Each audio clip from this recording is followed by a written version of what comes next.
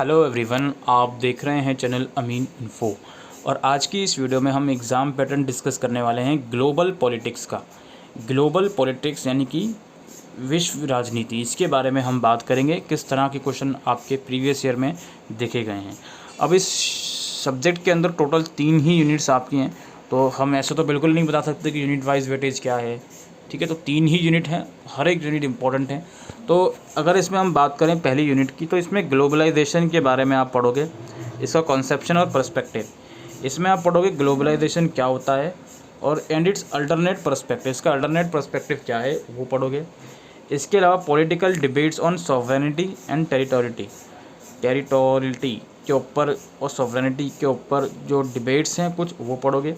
इसके अलावा global economy क्या होती है, इसके सिग्निफिकेंस क्या है, एंकर्स कौन कौन से हैं ग्लोबल इकोनॉमी के, जिसमें IMF, world bank, WTO, TNC के बारे में पढ़ोगे। इसके बाद एक कल्चरल और टेक्नोलॉजिकल डायमेंशन क्या होती हैं वो पढ़ोगे। ग्लोबल रेजिस्टेंस क्या होते हैं, ग्लोबल सोशल मूवमेंट और NGOs के बारे में पढ़ोगे। यूनिट 2 है आपका जो कॉन्टेम्प्रेरी ग्लोबल इश्यूज़ हैं उसके बारे में आप पढ़ोगे। इकोलॉजिकल इश्यूज़ के अंदर हिस्ट्री आप पढ़ोगे, इंटरनेशनल इन्वायरमेंटल एग्रीमेंट की, क्लाइमेट चेंज की और ग्लोबल कॉमन डिबेट। इसके अलावा प्रोलाइफरेशन ऑफ न्यूक्लियर वेपन और इंटरनेशनल टेररिज्म, जिसमें non state actors and state terrorism के बारे में आप पढ़ोगे। इंपॉर्टेंट क्वेश्चन है, इससे रिलेटेड क्वेश्चन आता ही है टेररिज्म के ऊपर।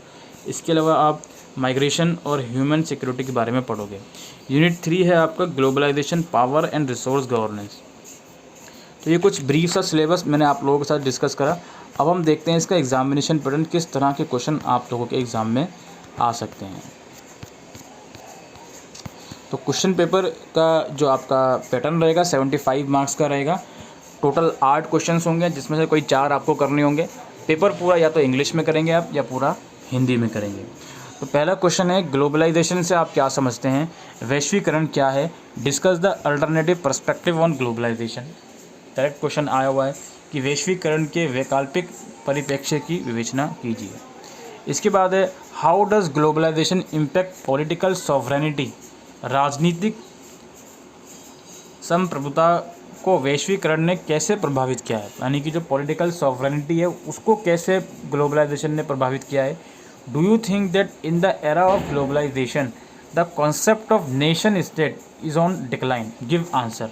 क्या आप इस विचार से सहमत हैं कि वैश्वीकरण के युग में राष्ट्रीय राज्य की संकल्पना का पतन हुआ है, कारण दीजिए। यानी कि ग्लोबलाइजेशन के वजह से क्या आपको लगता है कि जो नेशन स्टेट का कॉन्सेप्ट है वो डिक्लाइन हुआ है, वो आपको बताना है। इसके बाद क्वेश्चन नंबर 3 यहाँ पर रहेगा, what do you understand by transnational corporation critically evaluate their role in the economy of developing country. अंतर्राष्ट्रीय निर्माण से, अंतर्राष्ट्रीय निगमों से आपका क्या अभिप्राय है, विकासशील देशों की अर्थव्यवस्था में इनकी भूमिका का आलोचनात्मक मूल्यांकन कीजिए। इसके बाद है, what is meant by global social movement, वैश्विक सामाजिक आंदोलनों से आपका क्या तात्पर्य है, how have they affected the contemporary world politics, इन्होंने समकालीन वैश्विक राजनीति को कैसे प्रभावित किया है। एक ग्लोबल सोशल मूवमेंट से क्वेश्चन आ गया। इसके बाद है, discuss the major ecological issues in global politics with special reference to the global commons debate. वैश्विक सामान्य विरासत के विशेष संदर्भ में वैश्विक राजनीति में प्रमुख पारिस्थितिक मुद्दों की चर्चा कीजिए। ये यूनिट 2 में से आया हुआ है। What is nuclear proliferation, briefly assess the anti nuclear proliferation measures since 1967। परमाणु प्रसार क्या है, 1967 से परमाणु अप्रसार उपायों का संक्षिप्त मूल्यांकन कीजिए। इसके बाद है question number 7, how would you like to analyse the power, resources and governance in the light of present process of globalisation.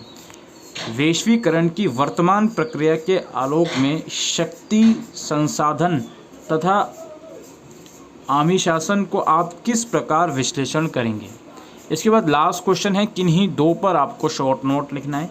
Non state actors and globalization, गैर राज्य अभिकर्ता एवं वैश्वीकरण, क्लाइमेट चेंज, जलवायु परिवर्तन, ह्यूमन सिक्योरिटी, मानव सुरक्षा, वर्ल्ड बैंक, विश्व bank. तो ये टोटल आप लोगों के 8 क्वेश्चन हैं, जिसमें से कोई 4 आपको करने हैं। हम अगर इसके सिलेबस पर वापस चलें तो अगर हम यूनिट 1 में देखें तो आप लोगों के लिए पहले ही क्वेश्चन फुल फ्लेज आया हुआ है। इसके अलावा सॉवरेनिटी के ऊपर क्वेश्चन आया हुआ है। इसके अलावा वर्ल्ड बैंक के ऊपर शॉर्ट नोट आया हुआ है। इसके अलावा ग्लोबल सोशल मूवमेंट का क्वेश्चन आया हुआ है। तो भाई 3 ही यूनिट हैं, तो कोई बड़ी बात नहीं है। यूनिट 1 में से 3-4 क्वेश्चन फुल फ्लेज आ गए हैं, ठीक है। करने आपको भी 4 हैं, ऑब्वियसली बात है। इसके बाद यूनिट 2 की बात करें, इकोलॉजिकल इशू के ऊपर क्वेश्चन आया हुआ है और प्रोलाइफरेशन के ऊपर क्वेश्चन आया हुआ है। इंटरनेशनल टेररिज्म के ऊपर क्वेश्चन आया हुआ, नॉन स्टेट एक्टर्स, ठीक है। इसके अलावा यहाँ पे ह्यूमन सिक्योरिटी के ऊपर शॉर्ट नोट में आया हुआ है। यूनिट 3 में अगर मैं बात करूँ, globalization, power and resource governance, ये ट्रेंडिंग क्वेश्चन एक तरह का आया हुआ है। एक बार फिर से हम उस क्वेश्चन पर आपको लिए चलते हैं। वो था क्वेश्चन नंबर 7। इसमें था how would you like to analyse the power, resources and governance in the light of present process of globalization. यानी कि आज के टाइम का जो ग्लोबलाइजेशन है, इसके संदर्भ में आप कैसे आज के टाइम पर पावर को, रिसोर्सेज को और गवर्नेंस को एनालाइज करोगे ग्लोबलाइजेशन के संदर्भ में, यानी कि वैश्वीकरण के संदर्भ में। तो इस तरीके का क्वेश्चन आप लोगों को देखने को मिला है। और शॉर्ट नोट में तो मैंने आपको बता दिया, non state actor in globalization, climate change, human security और वर्ल्ड बैंक। तो कुल मिलाकर ऑब्वियस सी बात है, लास्ट वाली यूनिट में से एक ही क्वेश्चन आएगा, इसमें ज़्यादा क्वेश्चन बनेंगे नहीं। मेन काम आपका यूनिट 1 और यूनिट 2 में से ही है, जो आपको करके जाना है। अब इसमें यह है कि शॉर्ट नोट के अंदर ये जो आपका है वर्ल्ड बैंक, WTO, इसमें शॉर्ट नोट आ सकता है। इसके अलावा ह्यूमन सिक्योरिटी के ऊपर शॉर्ट नोट आ सकता है। बाकी फुल फ्लेज क्वेश्चन तो आने ही आने हैं। इसमें 2 फुल फ्लेज क्वेश्चन बने हैं, इसमें 4 फुल फ्लेज क्वेश्चन बने हैं, ठीक है। और एक फुल फ्लेज क्वेश्चन इसमें से बना है। 4, 2, 6 और 1, 7 और एक शॉर्ट नोट आपका आ गया, जिसमें आपका ये नॉन स्टेट एक्टर्स का आ गया, ह्यूमन सिक्योरिटी का आ गया।